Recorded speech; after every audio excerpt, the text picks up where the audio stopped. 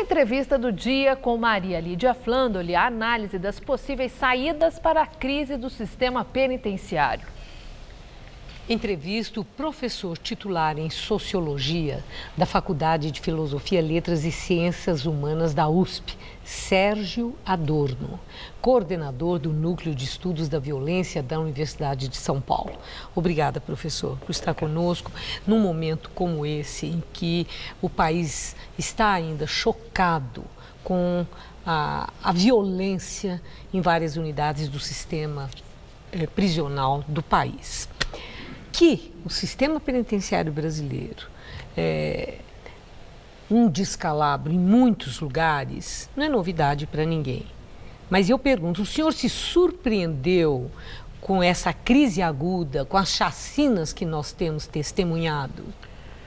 Não me surpreendi no sentido de que esses fatos têm sido recorrentes, né? Se nós olharmos, né, sobretudo a partir dos anos 80, do século passado, você tem uma sucessão de rebeliões, não é? Rebeliões que muitas vezes causam muitas mortes, não é? Rebeliões que destroem as instalações, não é?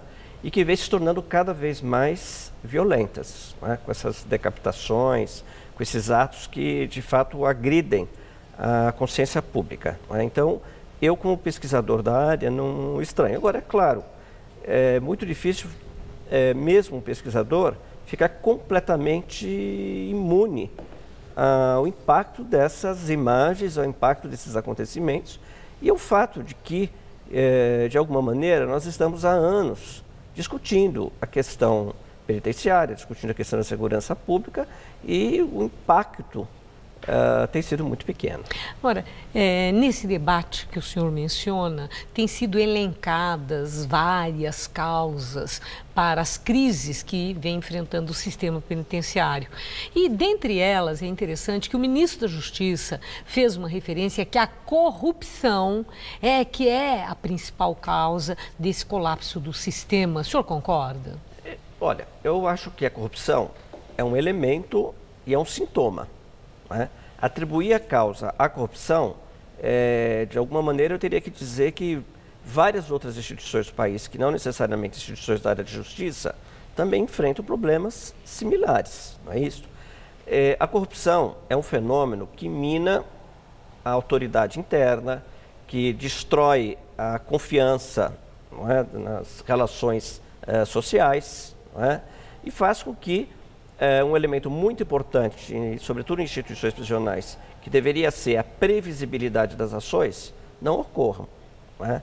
Então, eu acho que a corrupção não é causa propriamente dita, ela é muito mais resultado de um sistema que vem, de alguma maneira, se deteriorando ao longo de décadas. E dá para elencar, dentre as causas, que são várias, é claro, aquilo que de imediato possa ser atacado, exatamente, porque dentre as causas, faltam presídios, vamos construir mais presídios. Isso pode ser uma das saídas? Eu acho que assim, por exemplo, nessa situação de descalabro, nesse momento, é impossível não, vamos dizer, não construir alguns estabelecimentos penitenciários para, pelo menos, criar algumas condições minimamente razoáveis de tutela de presos no sistema penitenciário. Ora, essa política tem se mostrado equivocada ao longo do tempo, né? No mundo inteiro, os observatórios de sistema penitenciário têm mostrado que a tendência é para o desencarceramento, né? O que é o desencarceramento? Não é abrir as portas e pôr todo mundo nas ruas. É uma política progressiva de reservar a pena de prisão para casos reconhecidamente muito graves, não é? Então, por exemplo, se você for olhar em várias outras sociedades, você tem uma série de medidas punitivas que não necessariamente significa a privação da liberdade. Então, você tem privação de direitos, você tem limitações. Então, por exemplo, as pessoas trabalham de dia, mas à noite tem que se recolher, não podem, por exemplo, se envolver em conflitos que envolvam brigas, etc. Muitas vezes tem penas que são pecuniárias. Multas, não é? né? Multas pesadas. Não é? E, sobretudo, prestação de serviços à comunidade. Não é? Então, o que nós vamos fazer é que precisa ter uma mudança na filosofia das penas e um balanço, efetivamente, de quem, na verdade, deve chegar ao sistema penitenciário. Eu penso muito como sistema de saúde. Não é? Por exemplo, quando você aplica vacinas na população, você espera que 95% das pessoas não sejam acometidas pelas epidemias. Os 5% que eventualmente venham a ser acometidos, você vai pegar desses 5%, 90% e fazer tratamento ambulatorial, que significa clínica, acompanhamento, etc. E 2% vai para o hospital. Sim. Não é isso? Internação. Eu acho que o sistema tinha que operar nesta... Mas entra aí aquilo que o senhor mesmo chamou a atenção, que é a questão cultural. Né? Existe no Brasil a cultura, e acho que não é só na população, mas também, possivelmente, em profissionais, né, que lidam com essa questão da segurança pública, que lugar de bandido é na cadeia. E isso dá uma satisfação para a sociedade que se sente supostamente mais protegida. E todas as outras penas que o senhor elencou, que são previstas em lei, parecem, né, para o social, para o comum das pessoas, como olha, tem moleza, é impunidade que prevalece. Eu diria o seguinte, esse sentimento coletivo de que lugar de bandido é na cadeia tem as suas razões, até porque é muito forte o sentimento de que os crimes cresceram, se tornaram muito violentos e não são punidos. Não é? Então a imagem que a pessoa tem é que ocorreu o crime e o indivíduo devia estar preso. Não é? Então isso é um sentimento. É forte a cultura da aplicação da pena restritiva de liberdade. Endurecimento de pena certo? também, endurecimento de pena. Não é? E claro, existe uma cultura profissional na área judiciária que pensa fundamentalmente na aplicação de penas de prisão, não é? Ou as penas correlatas. Eu diria que é o seguinte, ainda que isso seja muito forte, você tem vozes e forças dentro do próprio sistema jurídico, dentro do próprio sistema judicial, que está muito disposta a aplicar penas alternativas. Mas quem é que vai executar a pena alternativa? É o Poder Executivo.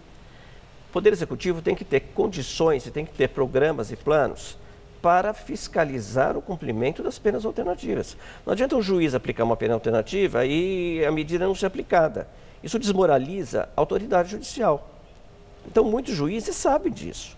Muitos juízes com quem eu converso, muitas vezes dialogam, são muito favoráveis à aplicação de pena. Mas eles dizem, eu preciso ter a certeza de que a pena vai ser de fato executada. Ser aplicada. Não é isso? Então, é um processo complexo, não é uma questão que você diga assim, que se resolva da noite para o dia. Agora, dentre as propostas, um Ministério da Segurança Pública, conforme está acontecendo, o próprio presidente Temer tem recebido parlamentares que cobram e entendem que deva ser esse o caminho. O senhor acha que é uma das saídas? Eu acho que isso não é prioridade. Pode ser que daqui a alguns anos, quando houver, vamos dizer assim, um território institucional bastante sólido, é possível que talvez se possa pensar. Mas hoje eu acho que o problema não é este. Em primeiro lugar é o seguinte, existe experiência acumulada. Né? Tanto o governo Fernando Henrique Cardoso quanto o governo Lula fizeram bons planos nacionais de segurança. Os planos estão lá, tá certo? Saíram do papel? Uma parte não. Eu diria o seguinte, ambos governos tiveram uma elevada capacidade propositiva e uma baixa capacidade de implementação. Por razões imensas. Uma das razões que eu sempre insisto é o problema do pacto federativo. Não é? Quer dizer, o governo federal ele pode criar diretrizes, etc., mas ele não pode impor aos governos estaduais que executem determinados planos, determinadas ações. Mas isso implicaria o quê? Uma mudança na Constituição? Eu diria que isso implicaria alguma coisa que o governo Fernando Henrique tinha anunciado, que o governo Lula começou a fazer, que são acordos entre o governo federal e os governos estaduais. Ou seja, o governo federal dá recursos, em compensação, os governos estaduais aceitam a entrar em determinados programas e seguir determinadas diretrizes, no tocante ao cumprimento de penas, no tocante ao policiamento das ruas, no tocante à formação dos profissionais especializados para exercer essa atividade de segurança. Não é? Então, isso é possível ser feito. Isso é possível ser feito. Agora, para isso precisa ter liderança, precisa ter uma classe política, uma força política que seja capaz de convencer, não é, aqueles que, de alguma maneira, não acreditam que essas soluções sejam possíveis. E eu acho que é uma outra questão que aparecia também nos planos, que é o concurso da sociedade civil organizada. Tem muita experiência acumulada que deve ser aproveitada.